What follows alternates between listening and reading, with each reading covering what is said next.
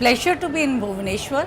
I am Dr. Anju, President-elect Jaipur Obstetric Society, President Indian Menopause Society, and my areas of interest are high-risk pregnancy, endoscopy, critical care, and critical care gynae obstetrics and yoga. So I like to with Dr. Ashish. I like to discuss something about PPH because since I am doing a lot of critical gynecology, the subject is very dear to my heart. So let's go ahead. Thank you, Dr. Soni. This is Dr. Ashish, Professor Ashish Kumar Mukhopadhyay. I am from Kolkata, working as a professor in gynecology and obstetrics in a premier medical college of Kolkata. I have been the past president of the Bengal Society. I have been the past vice president of FOXY in the year 2016-17. And yes, I agree with you, Dr. Soni, that PPH is a very important problem concerning maternal health even today in our country. Although most of the countries, developed countries, have been able to reduce the deaths from postpartum hemorrhage or PPH, we have also done some improvement, but not much, and we need to do a lot of work on PPH. I agree with you. We are much away from this problem because of multiple problems which start during the pregnancy only, because a lot of the Indian women, they suffer from anemia during pregnancy, and that per se is another negative factor which can bring us to post delivery.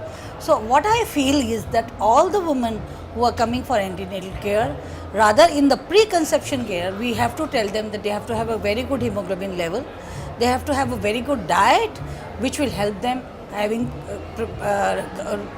help them not going through the complications. Yes, actually anemia, unfortunately in our country, even after so many years of a national program called the National Nutritional Anemia Control Program, or NNACP, which has been running since 1972, unfortunately the incidence of anemia, or rather the prevalence of anemia in pregnancy, as per the last data obtained from the Government of India, has increased from 49% to 59%.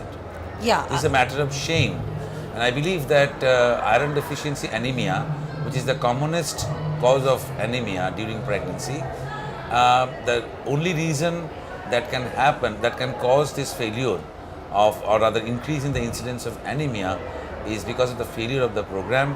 We haven't been able to convince our pregnant population that the iron supplementation during pregnancy is so essential. Either they are not having it because of the side effects, or they are not being able to utilize the iron they are having because of the faulty dietary habits, faulty intake of the tablets because they do not know the timing, lots of other problems, and therefore the result is this.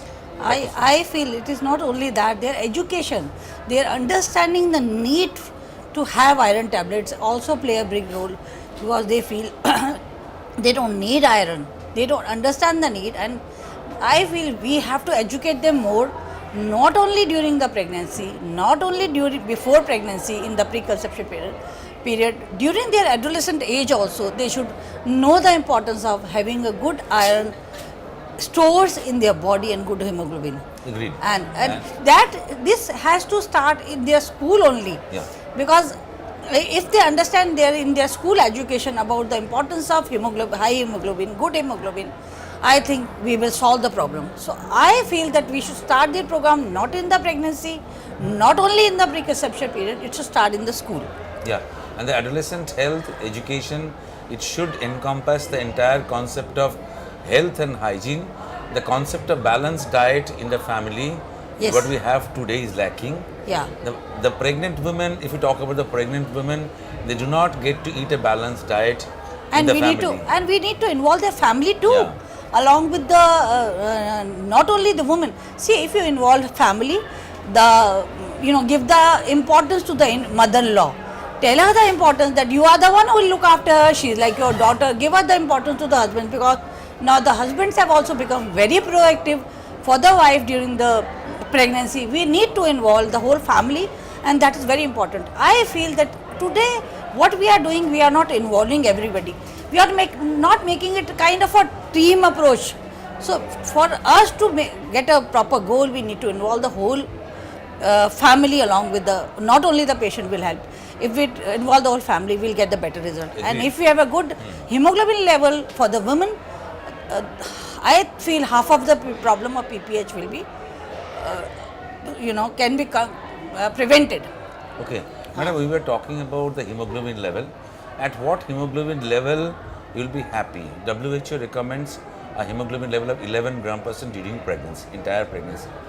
Do our women have that? What is your experience? In my experience, what I have seen, most of the women do not achieve 11, but they are having the hemoglobin between 9 or 10 or something like that, or even below that. No, what is your experience in private my practice? experience, luckily, is very good, because I am a person, I am practicing, I am a private practitioner, I am heading my department in both the hospitals, Soni Manipal and Soni Hospital, and for me, it is whichever patient comes to me, it is my priority to train them about this diet from the first visit. I spend lot of time counseling my patients, and luckily all my patients are above 11.5, and I intervene in time with them to give them iron support if they can't take oral, if there's some problem, because during pregnancy not only consuming iron is important.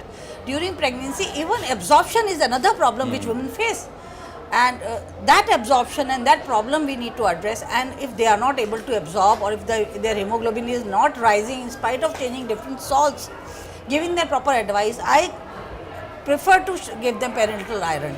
So I feel that if we follow patients properly, we do achieve this goal. Of course, you people are having lot of burden in the government sector, but in private we also have a load. But I have trained my juniors also to look after the diet of women during the pregnancy, and it's really helping me. And I have seen patients antenatally, during pregnancy, they are going on having iron without having any improvement in the hemoglobin status, and the delay in changing the preparation, or rather from the oral to intravenous preparation, is frequently responsible. Now let us come back to PPH, postpartum hemorrhage, and the WHO, as per WHO recommendation, we know that whatever the hemoglobin level, you have to give iron supplementation during pregnancy. No, and one more thing which I'm sorry for interrupting you. One more thing is that we have to identify the high risk cases during the antenatal period which have a higher risk for having PPH. Those are the cases, a previous cesarean, a previous abortion, a twin delivery, a obese woman. All these cases, if we recognize high risk cases during the pregnancy, then I feel that we will be able to help them much better. True. But then, madam, what is happening actually? But still we can be taken unawares. I agree with you. PPH is happening in the low risk population. Most of the PPH is happening in the low risk population. When the antenatal period, they are coming to us that everything is normal, their fetus is normal, their hemoglobin status is normal, etc., etc. And in labor, PPH happens, and her condition becomes very critical in 2 hours of time. So you need to have preparedness, and for that there is a very good program called AMTSL, Active Management of Third Stage of Labor. Yes, we follow those protocols. I do agree you with you. are also following these principles. Yes. I feel that we should train all our juniors to take proactive action for the third stage to decrease the rate of incidence of PPH, because this proactiveness is giving us very good results. I do agree with you. And it is preventing PPH to the extent of 60%. Yeah, I agree. And this is the only scientifically accepted method of preventing postpartum hemorrhage. Because high risk screening or antenatal care we've been doing since long time, 1901 to be precise. Unfortunately, the maternal mortality rate did not come down to that extent as it has started in the last decade because of universal acceptance of AMTSL protocols. Yeah, I agree with you. And in medical colleges, what I have seen, we need a team, a preparedness to tackle PPH. Most of the situations, it so happens. I agree with you, because most of the times, whenever the delivery is occurring, the patient is with the junior doctors, and the staff is less night time. So they have to understand the importance to intervene timely. Correct. In spite of all the measures which we are taking, if we intervene timely before the blood loss is too much, I think that is what is the catch situation. No? That is where we will be able to give the better results. Preparedness is necessary because too soon she loses a lot of blood. If they don't understand the amount of blood loss, they don't understand when to catch. I think that is where we are losing the patient. Correct. Seniors need to intervene. And in today's world, when younger women are dying of pregnancy complication, I think it's shame for the country. Yeah. So we need to intervene in time. We need to prepare our seniors to take proactive actions, and we need to make a teamwork and tell them that this is what you have to do stepwise. And most of the hospitals, I mean, like in your hospital, you may be having more doctors, but in our hospitals we have 2 people mainly. But we do have, the best part is that we do have an ICU doctor who is a critical care expert. So I always tell my juniors, please call anybody who is there in the ICU for help, and tell them to help you with the general things like. And one more thing which I want to share with you, that since the day I started my practice, I learned one thing, that one has to take every patient. It doesn't cost much on IV line during the labor. It is a protocol with me for last more than 35 years. Every patient has an IV line during the labor, and this small precaution has really helped me in my practice.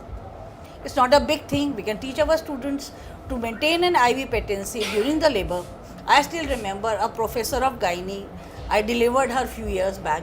She came and she was in active labor. She said, "मेरे को तो drip नहीं लगानी." I said, "Madam," at this time she was 2 years senior to me. I said, "I am the doctor.